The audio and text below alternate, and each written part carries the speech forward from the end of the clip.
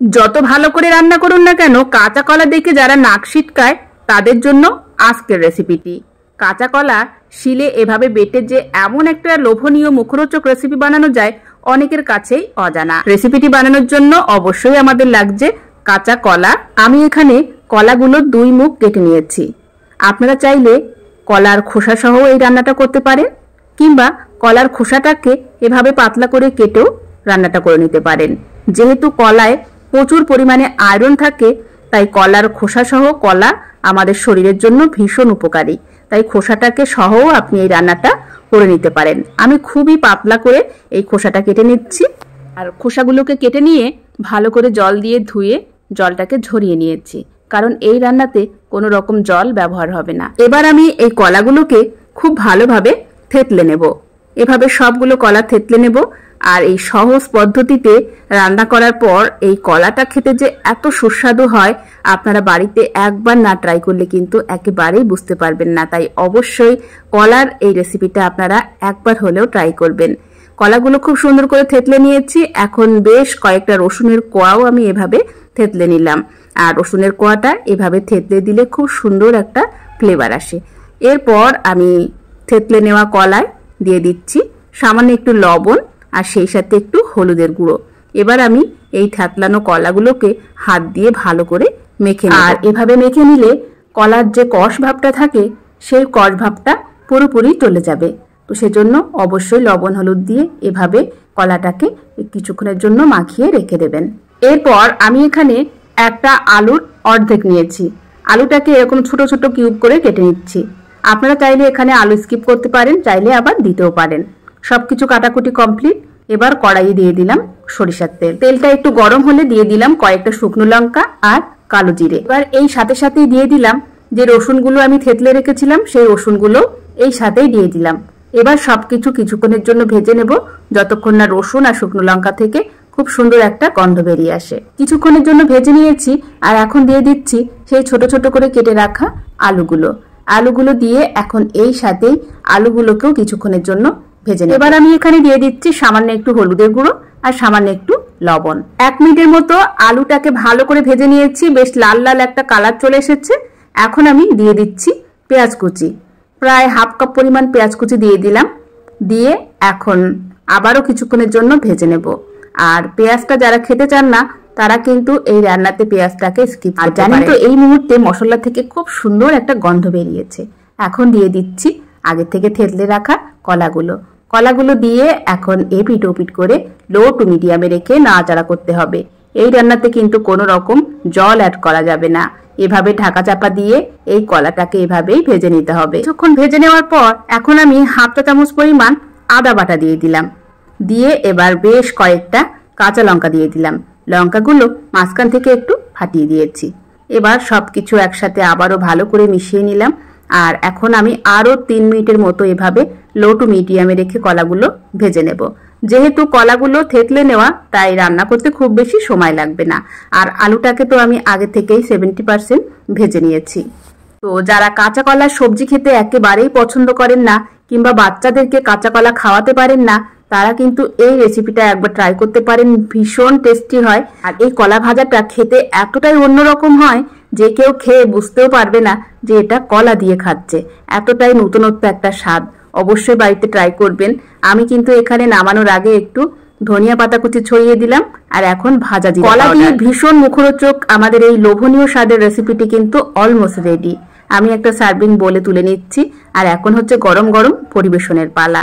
এটা চাইলে আপনি গরম গরম ভাত, রুটি, পরোটার সাথে জমিয়ে পরিবেশন করতে পারেন। অবশ্যই একবার ট্রাই করবেন। আর আজকের রেসিপিটি কেমন লেগেছে অবশ্যই কিন্তু কমেন্টস করে জানাতে ভুলবেন না। ভালো লাগলে প্লিজ একটি লাইক দেবেন। পেজ থেকে দেখলে পেজটাকে ফলো করে দেবেন। পটল দিয়ে আমরা কত না রেসিপি বানিয়ে থাকি। আজকের পর্বে পটল দিয়ে আপনাদের সাথে এমন একটা ইউনিক রেসিপি শেয়ার করব যেটা একবার খেলে এর স্বাদ আপনি জীবনেও ভুলতে পারবেন না। এতটাই টেস্টি। একেবারে সহজ সরল পদ্ধতিতে বানিয়ে দেখিয়েছি, যে কেউ ঝটপট এটা বানিয়ে নিতে পারবেন। রেসিপিটি বানানোর জন্য আমি এখানে নিয়েছি পটল। আপনারা আপনাদের প্রয়োজন অনুসারে পটলের পরিমাণটা নিয়ে নেবেন। এবার আমি পটলটাকে হালকাভাবে এভাবে একটু খোসা ছাড়িয়ে নিচ্ছি। পুরোপুরি খোসা ছাড়ানোর কোনো প্রয়োজন নেই। চাইলে আপনি খোসাটাকে না ছাড়িয়েও এই রান্নাটা করে নিতে পারেন। তো এইভাবে এখন আমি সবগুলো পটলের খোসা ছাড়িয়ে নেব। সবগুলো পটলের খোসা ছাড়ানো কমপ্লিট।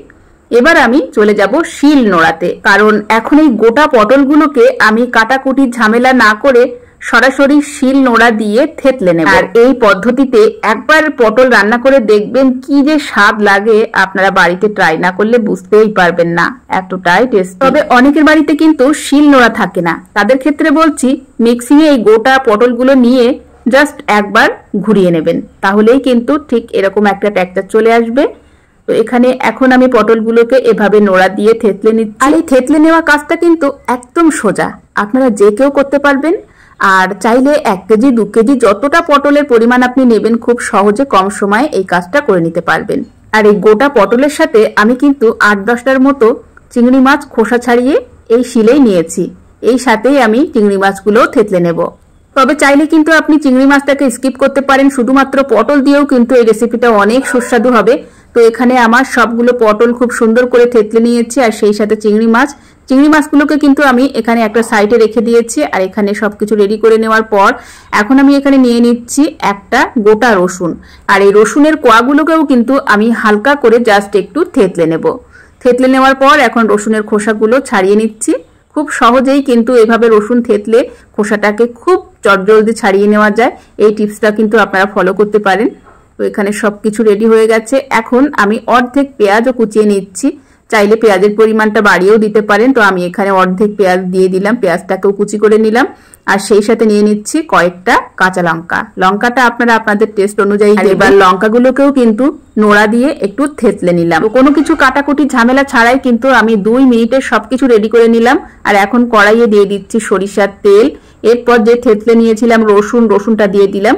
রসুনটাকে প্রথমে একটু ভেজে নেব যাতে সুন্দর একটা গন্ধ বেরিয়ে আসে। অনেক সময় আমরা ভাবি যে রুটি পরোটার সাথে কি তরকারি বানাবো, বা গরম গরম ভাতের সাথে বেশ চটপটা কিছু খেতে ইচ্ছে হয়, তখন কিন্তু একদম 2 মিনিটে রেডি করে আপনি এই রেসিপিটা বানিয়ে নিতে পারেন। তো রসুন থেকে বেশ ভাজা একটা গন্ধ বেরিয়েছে। এখন আমি পেঁয়াজ, কাঁচা লঙ্কা সবকিছু একসাথে দিয়ে দিলাম। লঙ্কাগুলোকে একটু কেটে কেটে দিয়ে দিচ্ছি। এবার এটাকে ভালো করে বেশ কিছুক্ষণের জন্য ভেজে নিতে হবে। আর এই পর্যায়ে আমি দিয়ে দিচ্ছি একদম সামান্য পরিমাণ আদা আর জিরা বাটা, খুবই সামান্য দিয়ে দিলাম। এরপর যে চিংড়ি মাছগুলো থেতলে নিয়েছিলাম সেগুলো এই সাথে দিয়ে এখন ওই 1 মিনিটের মতো একটু কষিয়ে বেশ ভাজা ভাজা করে নেব। আর এখন এই সাথেই কিন্তু আমি স্বাদ মতো লবণ আর একটু হলুদের গুঁড়ো দিয়ে দিলাম। তো এখানে বেশ 1-1.5 মিনিট ধরে আমি ভাজা ভাজা মতো করে নিয়েছি। খুব সুন্দর একটা গন্ধ বেরিয়েছে জানেন। এবার আমি দিয়ে দিচ্ছি সেই থেতলে নেওয়া পটল। এবার পটলগুলোকে এপিট ওপিট করে খুব সুন্দর করে মশলার সাথে মিশিয়ে নেব। আর এখানে কিন্তু আর কিচ্ছু দেওয়ার প্রয়োজন নেই। এখন ঢাকা চাপা দিয়ে ওই 2-3 মিনিটের মতো ভেজে নেব। এই রান্নাটা যেমন সহজ তেমনই খুব কম সময়ে রেডি করে নিতে পারবেন। তাই যখন আপনার ব্যস্ততা থাকবে এরকম একটা ঝটপট রান্না আপনি রেডি করে নিতে পারেন।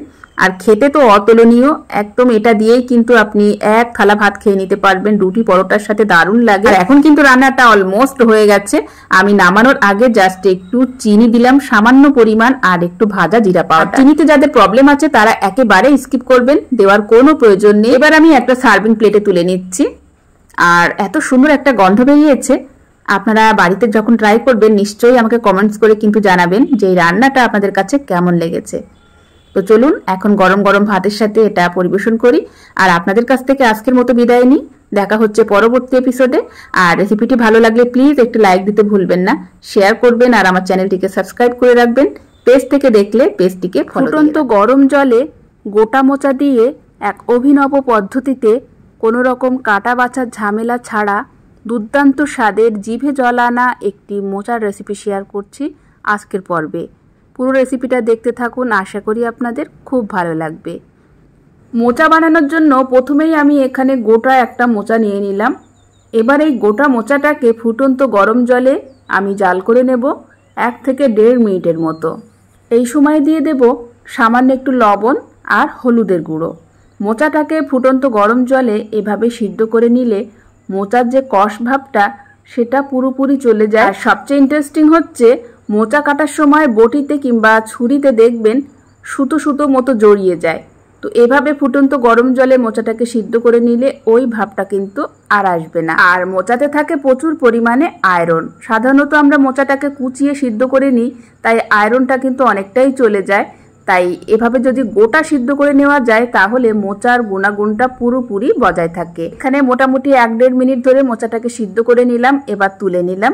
মোচার কয়েকটা লেয়ার আমি যেভাবে পরিষ্কার করে নেব আপনারা আমার হাতের দিকে তাকালেই বুঝতে পারবেন। ভীষণ সহজ পদ্ধতি। অনেকে মোচা কাটার ভয়ে মোচাটা খেতেই চান না, তো আজকের ভিডিওটা দেখার পর আশা করি মোচা কাটার কোনো ভয় আর থাকবে না। আর মোচাটা কিন্তু খুবই টেস্টি একটা সবজি আর শরীরের জন্য তো অনেক উপকারী। এখানে মোচার ফুলগুলো একসাথে হাতের ভিতরে নিয়ে নিলাম, তারপরে এই যে কাঠির মতো এগুলো ফেলে দিচ্ছি, আর একটা যে কাগজের মতো সেটাও একসাথে ফেলে দিলাম। খুব সহজে একদম 1 সেকেন্ডের ভিতরে আমি পরিষ্কার করে নিলাম। এরপর কুচিয়ে নিতে হবে। আর এভাবে যতটা সম্ভব মানে যে কয়টা লেয়ার আপনি চান সেই কয়টা লেয়ার এভাবে পরিষ্কার করে নেবেন। তারপরে মোচাটাকে কুচিয়ে কেটে নিতে হবে।